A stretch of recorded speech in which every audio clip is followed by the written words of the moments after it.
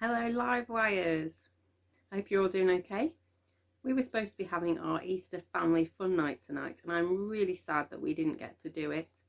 But I hope at home with your family you can still make lots of chocolatey, eggy fun. And if you'd managed to do that, do send me some pictures in. I would love to see it and hear what you're all getting up to, because I miss you all so much.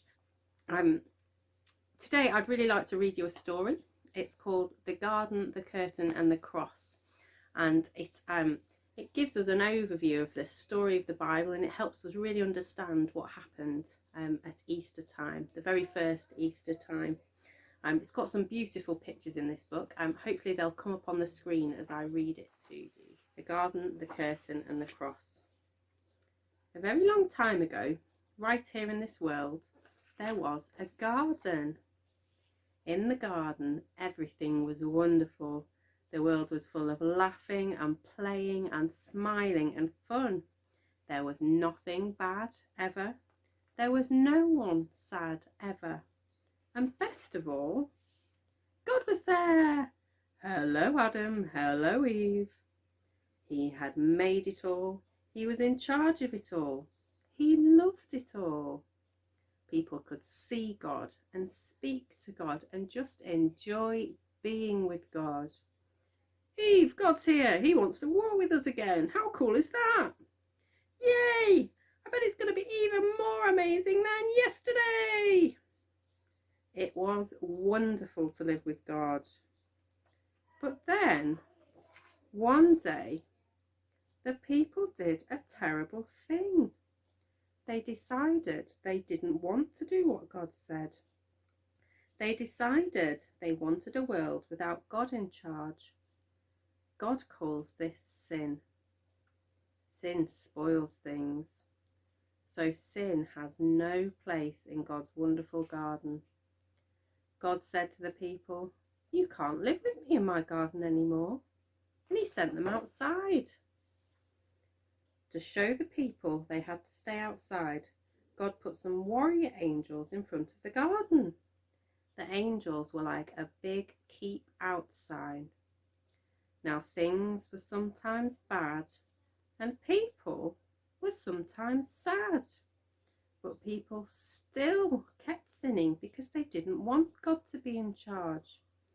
So no one could come into God's wonderful place. God said, "Because of your sin, you can't come in." God wanted people to remember it's wonderful to live with him. But because of your sin, you can't come in. So he told the people to build a special building called his temple where he would live. In the middle of the temple was the most wonderful place in the world, the place where God was, with nothing bad and nothing sad. It was very exciting. But then God told people to put a big curtain around this wonderful place. The curtain had pictures of warrior angels on it. It was a big keep out sign.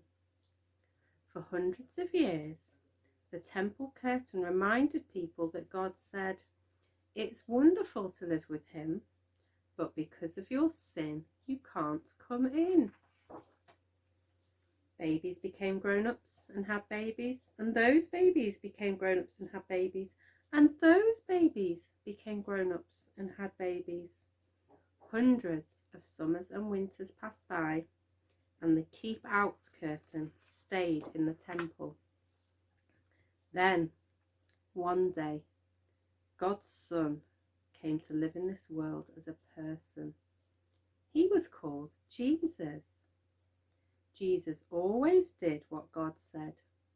Jesus never sinned. And Jesus visited the temple where the keep out curtain hung. Jesus knew that things were sometimes bad and sometimes sad.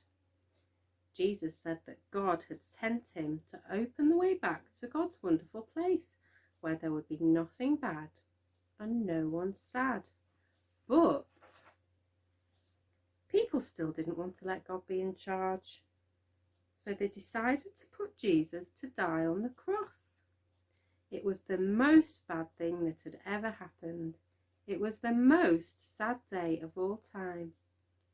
But Jesus had a plan. He had always planned to die on the cross. What a strange plan. Why would God's Son plan to die? On the cross, Jesus took our sin. All the bad things we do and all the sad things they cause. Jesus took them all from us. And when he did, something amazing, astonishing, astounding happened. The curtain tore. God had ripped up the keep out sign. God's wonderful place is open again. Because Jesus died, we can go in. After Jesus died, his friends put him in a tomb. They were very sad. For 2 days, nothing happened. The next morning, Jesus' friends went to see his body in the tomb, and it wasn't there. A little later on, Jesus' friends were all together, and suddenly Jesus was there, alive. Suddenly his friends weren't sad. Now they were so happy. God had brought Jesus back to life so that he could live in God's wonderful place forever. And Jesus has sent everyone an invitation to come and live with him there too.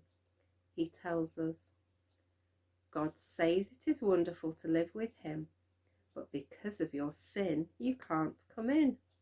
But I died on the cross to take your sin. So now my friends can come in. We can live with God forever. There will be nothing bad and no one sad. We will see God and speak to God and just enjoy being with God, just as he planned. It will be wonderful to live with him, and it's all because of Jesus. We will say every day, thank you, Jesus, you're amazing. And you can start saying that today.